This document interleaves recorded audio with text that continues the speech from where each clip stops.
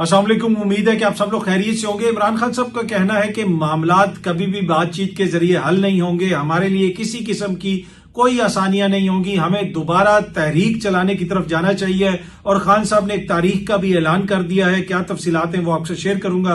कुछ मजीद खबरें कोशिश होगी कि वो भी आपसे शेयर की जाए। लेकिन कल से एक कंट्रोवर्सी बनी हुई है। मरियम नवाज साहिबा के नाम से एक अस्पताल को मंसूब किया गया है, यानी जो जिन्ना इंस्टीट्यूट ऑफ कार्डियोलॉजी था उसका नाम तब्दील करके Maryam Nawaz institute of cardiovascular disease रख दिया गया। ये वो चीज है जो कल से मीडिया में रिपोर्ट हो रही है, मीडिया इसको बार बार रिपोर्ट कर रहा है। लेकिन आज मरियम औरंगजेब साहिबा ने इस हवाले से एक ट्वीट किया है। उन्होंने कहा है कि जिन्ना इंस्टीट्यूट ऑफ कार्डियोलॉजी लाहौर का नाम जिन्ना इंस्टीट्यूट ऑफ कार्डियोलॉजी लाहौरी है और किसी किस्म की कोई तब्दीली ज़ेरे गौर नहीं है। पंजाब हुकूमत के माली साल 2025-26 के जो सालाना तरक्याती प्रोग्राम है उसमें जो फंडिंग है उसके अंदर भी जिन्ना इंस्टीट्यूट ऑफ कार्डियोलॉजी के नाम से ही वो फंडिंग रखी गई है।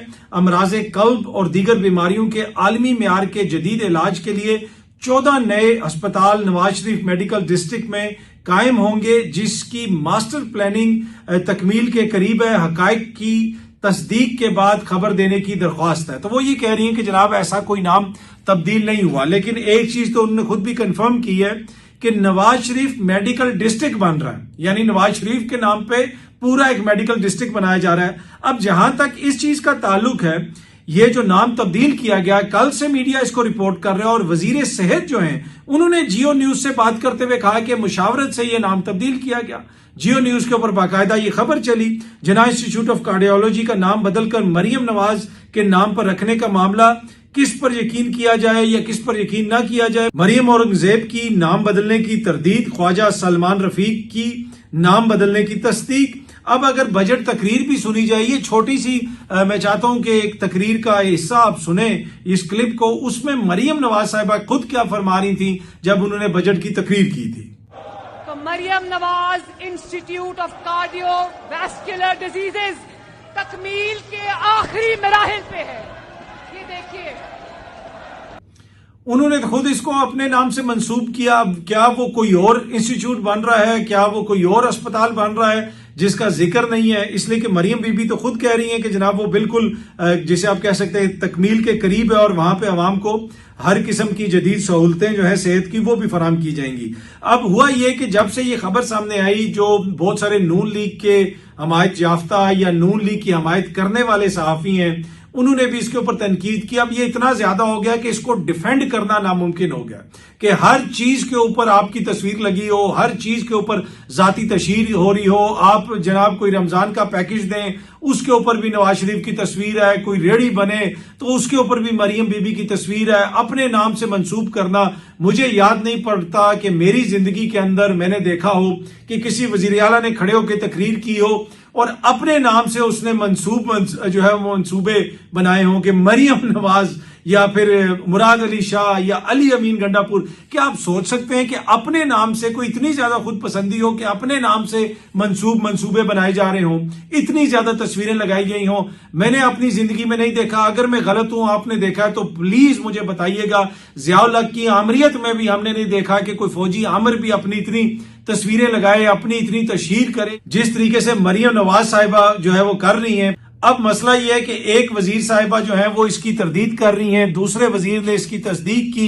तो हम देखते हैं कि जनाब कौन सच्चा है या कौन सच्चा नहीं है। आने वाले दिनों में सिचुएशन क्लियर हो जाएगी। अलबत्ता मरियम औरंगजेब साहिबा ने मीडिया से यह कहा है कि आप खबर की तस्दीक करके खबर दें। यह बात तो बिल्कुल ठीक है, खबर की तस्दीक होनी चाहिए और तस्दीक के बाद ही खबर दी जानी चाहिए।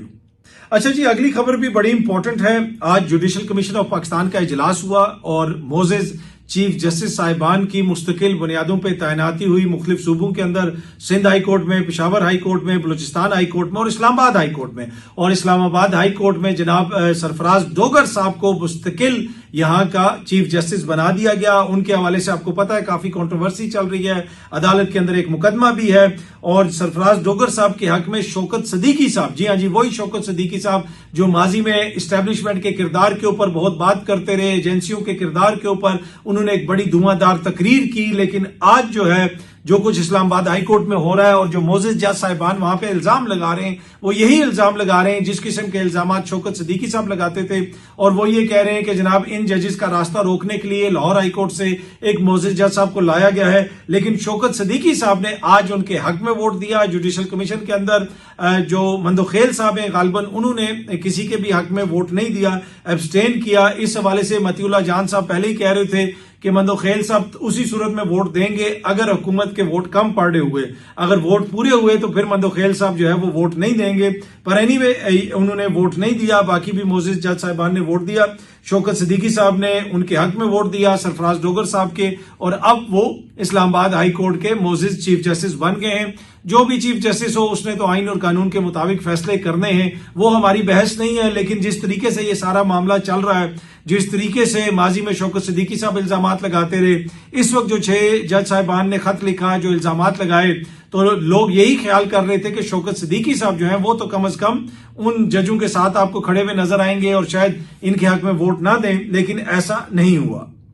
اگلی جو چیز میں نے آپ سے شیئر کرنی ہے وہ بڑی امپورٹنٹ ہے، وہ ایمل ولی خان صاحب کی ایک ٹویٹ ہے۔ انہوں نے کہا کہ hybrid rejected, hybrid pro rejected, hybrid pro max will be rejected. اب یہ پتہ نہیں پرو میکس وہ کس کو کہہ رہے ہیں، کیا موجودہ نظام کو کہہ رہے ہیں؟ اس نظام کے تو وہ خود بھی بینیفیشری ہیں۔ ایمل ولی خان صاحب جو خیبر پختونخوا کی سیاست کے خود کو کہتے ہیں کہ جناب وہ علم بردار ہیں، اور ان کے خاندان نے ہمیشہ خیبر پختونخوا کی سیاست کے حوالے سے بات کی ہے، صوبے کا نام تبدیل کروانے میں ہمارا بڑا کردار تھا اور اس صوبے کی عوام کو ہم ریپرزینٹ کرتے ہیں۔ لیکن ایمل ولی خان صاحب پہلی دفعہ جب سینیٹر منتخب ہوئے تو وہ جا کے بلوچستان سے منتخب ہوئے، کیونکہ اپنے صوبے سے وہ نہیں منتخب ہو سکتے تھے، تو وہ کس کی مدد سے منتخب ہوئے؟ بلوچستان سے ان کو کس نے منتخب کروایا یہ مجھے نہیں پتا، وہ تو کہتے ہیں آصف زرداری صاحب نے کروایا ہوگا۔ آصف زرداری صاحب کو آپ کو پتا ہے بہت زیادہ ووٹ پڑا ہے بلوچستان کے اندر، اور اسی وجہ سے وہاں پہ پھر سرفراز بگٹی صاحب کی حکومت بھی بن گئی ہے۔ وہ سرفراز بگٹی جو ٹی وی پہ بیٹھ کے کہہ رہے تھے کہ میری نون لیگ میں بڑی دوستی ہے، میں نون لیگ کو جوائن کروں گا، بعد میں وہ پیپلز پارٹی میں شامل ہو گئے اور ادھر وہ پیپلز پارٹی کے وزیر اعلیٰ بھی بن گئے۔ پر ایمل ولی خان صاحب نے کہا ہے کہ جناب ہائی بریڈ پرو میکس جو ہے اس کو ہم ریجیکٹ کر دیں گے، اور جس طریقے سے انہوں نے اس حالیہ عرصے میں اس سارے نظام کو ریجیکٹ کیا ہے وہ پوری قوم کے سامنے ہے۔ اچھا، ایک ورکر کی ڈیتھ ہوئی پاکستان تحریک انصاف کے، اس کے ساتھ جو کچھ جیل میں ہوتا رہا اس کی وجہ سے وہ بیمار ہوا مبینہ طور پہ، پھر بیماری کی حالت میں اس کو عدالت میں بھی پیش کیا گیا، آلموسٹ بستر مرگ پہ تھا جب عدالت نے کہا گیا نہیں جی ہر حالت میں اس کو لے کے آئیں۔ پھر اس کی مدد کے حوالے سے کوئی کنٹروورسی وغیرہ چل رہی تھی، مختلف چیزیں شیئر کی جا رہی تھی، اور میں دیکھ رہا تھا کہ خدیجہ شاہ صاحبہ کے اوپر کچھ لوگ تنقید کر رہے ہیں کہ خدیجہ شاہ صاحبہ نے یہ کیا، خدیجہ شاہ صاحبہ نے وہ کیا۔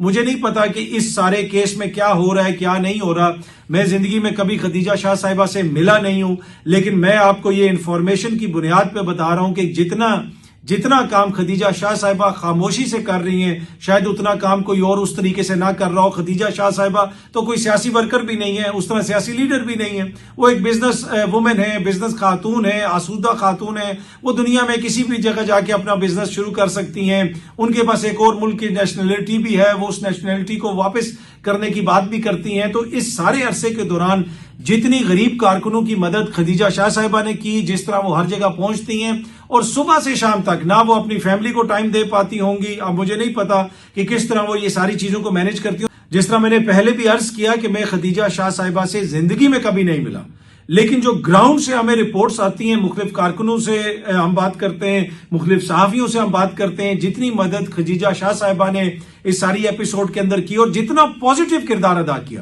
آج تک ہم نے نہیں سنا کہ خدیجہ شاہ صاحبہ نے جناب کسی صحافی کو کہا ہو کہ فلانے بندے کے خلاف بات کر دو یا فلانے بندے کے خلاف یہ کر دو، کوئی ایسی بات نہیں سنی۔ وہ اپنا سر نیچے کر کے کارکنوں کی مدد بھی کر رہی ہیں، لیکن میں دیکھ رہا تھا کہ جس قسم کی ان کے اوپر تنقید ہو رہی ہے، جو میرے پاس اطلاعات ہیں، جو میرے پاس انفارمیشن ہے، وہ تو اس کے بالکل برعکس ہے۔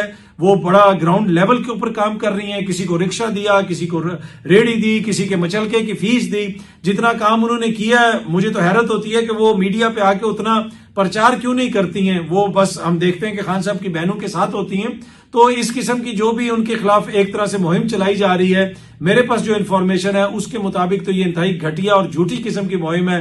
ہم نے کوئی ایسی بات نہیں سنی، ہم نے تو گراؤنڈ پہ جو بھی خبر دیکھی اس میں یہی سنا کہ خدیجہ شاہ صاحبہ لوگوں کی بہت مدد کرتی ہیں۔ اچھا، سوشل میڈیا پہ ایک ویڈیو چل رہی ہے، یہ سامنے آپ دیکھ سکتے ہیں، اور عمران خان کی تصویر ایک گاڑی سے اتاری جا رہی ہے، گاڑی کا نمبر ہے 4000، کالے رنگ کی پراڈو ہے، اور اس ویڈیو کو شیئر کیا جا رہا ہے کہ جی پی ٹی آئی کے جو کارکن ہیں یا پی ٹی آئی کے جو سپورٹ کرنے والے لوگ ہیں، سوات واقعے کے بعد وہ عمران خان صاحب کی تصویریں اتار کے پھینک رہے ہیں، کہیں پہ جھنڈے اتار رہے ہیں. لیکن جناب یہ جس نے بھی شیئر کی، جتنی بھی شیئر کی، انہوں نے یہ آدھی ویڈیو شیئر کی ہے جو آپ دیکھ رہے ہیں. پوری ویڈیو یہ ہے جو اس وقت آپ کو سکرین کے اوپر نظر آ رہی ہے. پوری ویڈیو میں جناب وہ یہ کر رہے ہیں کہ وہ پرانا جو پوسٹر ہے عمران خان صاحب کا، وہ پرانا ہو گیا ہے، اس کو اتار کے وہ نیا پوسٹر لگا رہے ہیں. اسی طریقے سے دوسری جو آگے آپ کو حصہ نظر آتا ہے ویڈیو کے اندر کہ کوئی جھنڈا اتار رہا ہے، وہ جھنڈا پرانا ہو گیا ہے، وہ پرانا جھنڈا اتار کے وہ نیا جھنڈا لگا رہے ہیں. تو اس ویڈیو کی اصل حقیقت جو ہے وہ یہ ہے، آدھی ویڈیو شیئر کی گئی ہے اور اس کے اوپر بیانیہ بنانے کی کوشش کی گئی ہے. اس سے آپ اندازہ لگا لیں کہ کتنے ڈیسپریٹ ہیں لوگ بیانیہ بنانے کے لیے.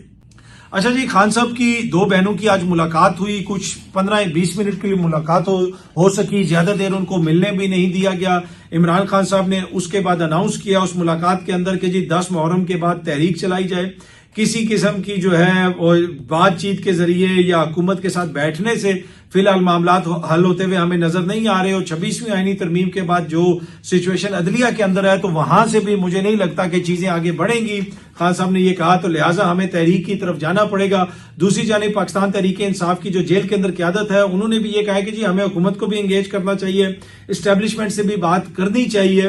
اور خان صاحب جو ہیں ان کا جو موقف ہے وہ مجھے پتا ہے کہ وہ حکومت سے بات کرنے کے لیے تیار نہیں ہے.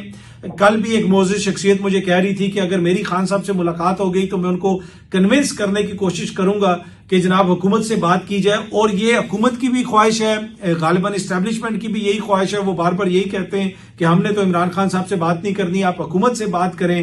اب عمران خان صاحب کو انگیج کرنے کے لیے ہو سکتا ہے کہ بیرون ملک کسی اور کو بھی انگیج کیا جا رہا ہو، اس طرح کی باتیں بھی ہو رہی ہیں. کوئی ان کے پرانے دوست کا ذکر بھی آ رہا ہے، پر واللہ عالم وہ کب ہوتا ہے کب نہیں ہوتا. لیکن اب عمران خان صاحب نے واضح طور پہ کہا ہے کہ 10 محرم کے بعد تحریک چلانی ہے. اب تحریک کس طریقے سے چلائی جائے گی، مختلف شہروں کے اندر چلائی جائے گی، اس حوالے سے تحریک انصاف کے آج ایک لیڈر سے میں نے پوچھا تو انہوں نے کہا کہ جی اس کے اوپر ہم کام کر رہے ہیں، تو محرم کے بعد ہم آپ کو فائنل شکل بتائیں گے کہ ہماری تحریک کی کیا فائنل شکل ہوگی. لیکن ہم یقیناً ایک تحریک کی طرف جا رہے ہیں اور اس میں خیبر پختونخوا کا بڑا امپورٹنٹ کردار ہوگا. اب دیکھتے ہیں جناب یہ کتنی بڑی تحریک چلائی جاتی ہے. آج خان صاحب کی بہنوں کی جو ملاقات ہوئی اس کے حوالے سے جس طرح میں نے پہلے بھی کہا کہ انہوں نے کہا کہ جی صرف 15 منٹ کی ملاقات کروائی گئی اور اس کے بعد ان کو وہاں سے اٹھا دیا گیا. ہمیں 10 منٹ بعد کہنا شروع کر دیا گیا کہ آپ لوگ یہاں سے چلیں، ملاقات کا ٹائم ختم ہو گیا ہے. 7 سے 8 پولیس والے وہاں پہ آ گئے اور انہوں نے کہا جی چلیں ملاقات کا وقت ختم ہو گیا ہے.